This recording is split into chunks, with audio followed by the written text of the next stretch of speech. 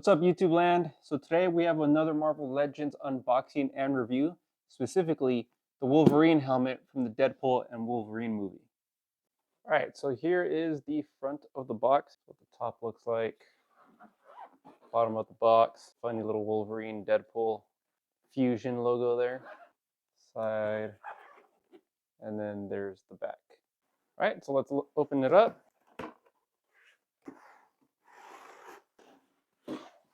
The nose is tied in place here.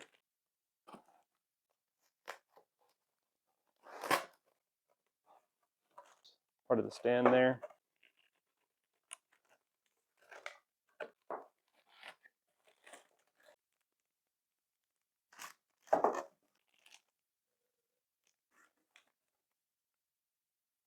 Okay, so the helmet comes in 3 separate parts. So we have the helmet, or the cowl if you want to say. There's the detailing. Even though it's plastic, you can see that they put in that fabric texture. A little bit of a dark wash here along the seam. Little ear groove here on the sides. Pretty narrow nose. Here's what the inside looks like. So a little bit of molding there. Put a cushion here. There's 3 Velcro spots right there. Soft cushion. All right, now for the eyepieces. It has a slight metallic sheen to it. There's a hint of a honeycomb pattern here in this middle section, but only that part. You can see a lot of the weathering details here. So some little indentations on the brow, on the side of the eye, a little bit along the nose here.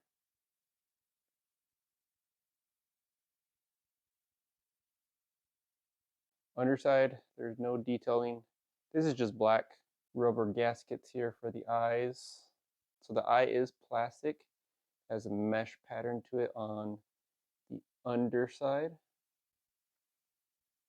Visibility through the lens. So you can see the large parts, but fine details is going to be a little bit of an issue. So this is a thick piece. It's 2 parts. That's why you have all the screws here. So pretty hefty component. So to get a brighter flashlight for this, you can see there is a subtle bluish tint to it. You can see it more in the contrast of the eye. The eye is black, so it's almost like a very, very heavy midnight blue, which is pretty cool because in bright light, it'll look a little bluish, but then in lower lights, it'll look black. So the other side came with these extra little components here. Looking at the 2 side by side, the detailing, the battle damage is asymmetrical, so it's not the same on both sides. Okay, gonna go ahead and pop these on now.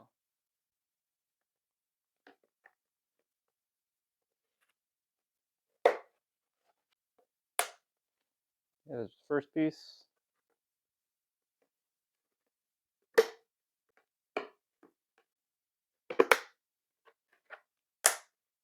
So after you put on the eyepieces, it does have a pretty substantial weight to it.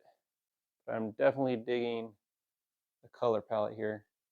I like the contrast between the flat yellow and the metallic sheen.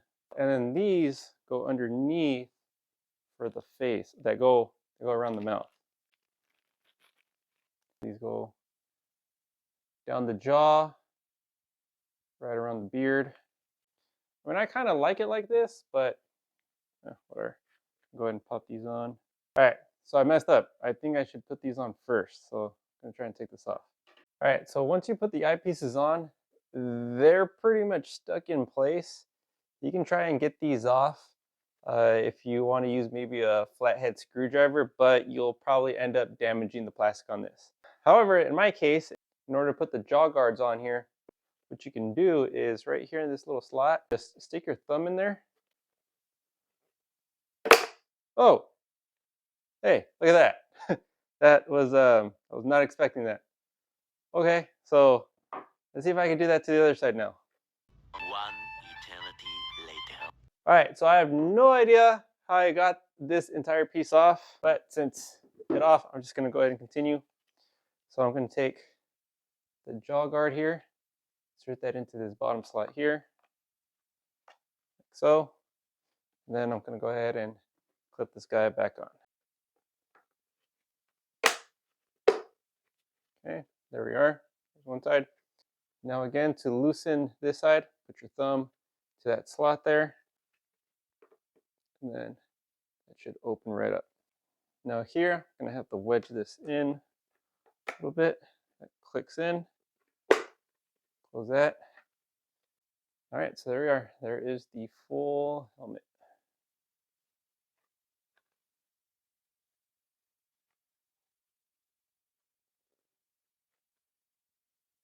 So with the eyepiece is on, this is a pretty hefty piece. It was heavier than I was expecting. Okay, for the stand, pretty generic stand here. I feel like I've seen this stand before. I wouldn't be surprised if this was just a duplicate stand from another helmet. There's two parts here, the slot here, line that up with indentation there, and do the same thing for the small piece. You know what, looking at it, I think this is the same stand as the Doctor Doom stand. The only thing is that the Doctor Doom stand had a little D medallion here at the bottom. But other than that, it's pretty much the same thing if I remember correctly.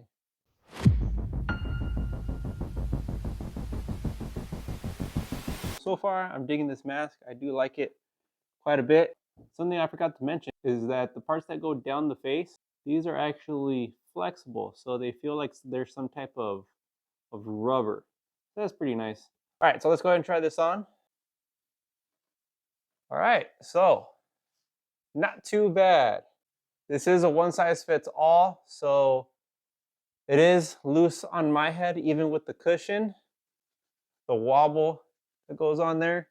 There's no real way of securing this. There's no strapping in this whatsoever. So that's one drawback. Because of how large it is, it does sit a little low on my face. So the upper third of my visibility is kind of gone. If I put another cushion in here, I think that'll level out my eyes a little bit. So adding more cushion on the inside is an easy adjustment. So the mask has a tendency to want to tilt forward, and that ends up pressing onto my nose.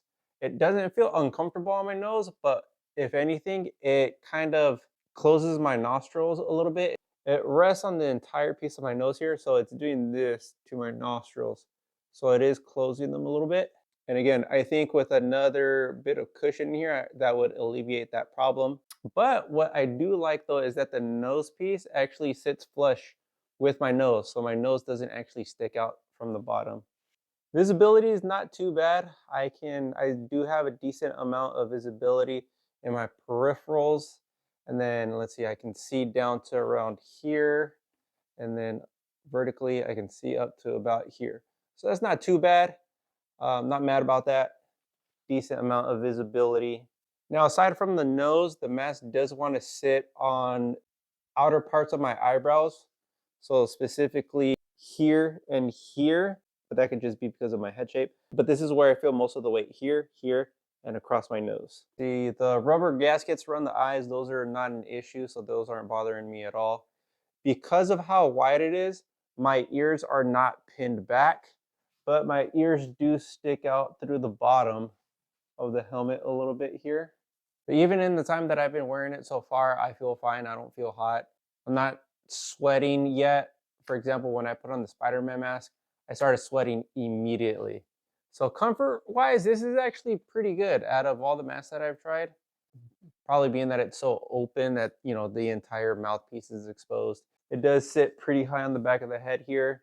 So there's a lot of room for breathability in this mask. So when it comes to something as plasticky as this is actually pretty comfortable. I don't mind. I haven't been bothered wearing this at all. So if you want to use this for cosplay purposes, probably the only con is that it'll just run a little bit big on you.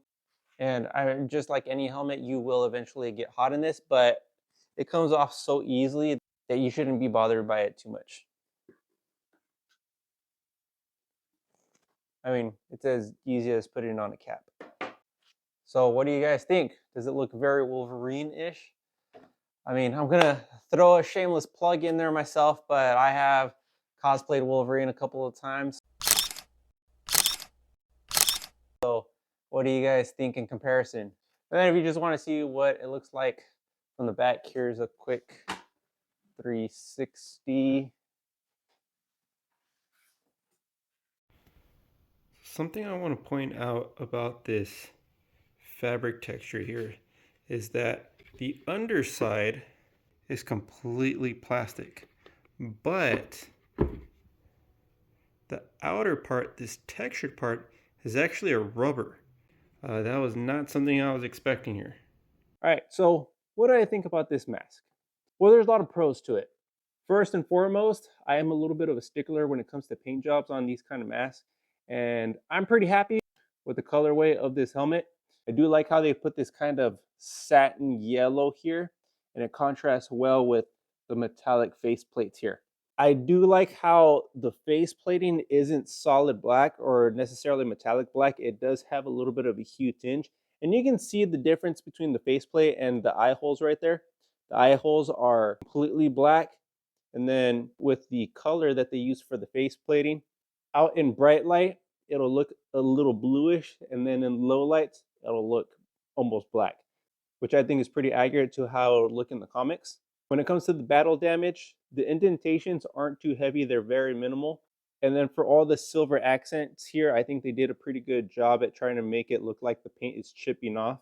So that looks pretty good as well. And it just further enhances the kind of metallic look to it. It gives the impression that this is more like a metal as opposed to looking like just plastic. So aside from the paint, I also like the difference in texture that they have here. So they did use some kind of rubber coating here on the outside, and you can feel it. It feels a little bit grippy. So I do like those dynamics there. You get the rubberized grippy texture, and then you get the smooth textured feel. If you want to use this for cosplay purposes, I think it'll look great in photos. I would say probably one of the more comfortable helmets for, being a solid piece of plastic. The only cons that I have about this thing is the cushion could be a little bit thicker, and I do wish there was some kind of way to better fit this onto your head. Because it is a one size fits all, it is pretty wobbly. So if there was some kind of strapping mechanism that they would have incorporated into this, I think that probably would have made this a 10 out of 10. Other than that, for visibility, I mean, it's a mesh lens, so there's only so much you can do with visibility in order to create that blank white eye look. So factoring all those things in, and also considering the price point, at the time of this video, the price point was $115, which isn't too bad, but compared to other helmets like the Mandalorian helmet or the Green Goblin helmet, those were $100. So this is an extra $15 more. Maybe that's just inflation purposes. I don't really know. My guess is probably because those helmets were more solid pieces, whereas this one, it is comprised of two different parts. It is two different textures. It is two different materials that they use for this. Again, the rubber and the plastics here. So maybe from a manufacturing standpoint, it was probably a little bit more of a process to make this as opposed to the other Hasbro helmets where they tend to just be one giant plastic piece. But with the $15 difference, I'm not too mad about that. Again, it's a really great helmet. It's super screen accurate. I would like to mention that I did take a heat gun to this and I heated up the outside and the inside. Not by much. I put it on my lowest setting for the heat gun, and I would heat this up for about 30 seconds or so. Then I would just hold it pinched together like this until it cooled off. And that actually helped form these a little bit better. I was able to reshape them a little bit. So now when I put this on, these pieces, these components, sit a lot closer to my face. So the gap in between isn't as noticeable. So you can see right here along my face that the gap is pretty minimal. So originally, these pieces stuck out more like this, and you can see the gap between that and my face. But after heating it up, They sit a lot closer, a lot more flush to my face. So overall, I would give this out of 10, 10 being the best. I would give this a 9 out of 10.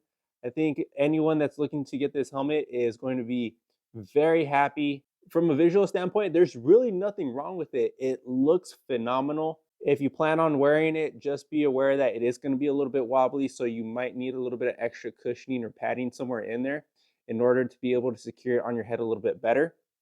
But that's really the only con that I have about this helmet. Pretty much all the components that went into this, they hit the mark on every single one of them. So there you have it. That has been my unboxing and review of the Marvel Legends Wolverine helmet here. This has been Household Journeys. Take care, people.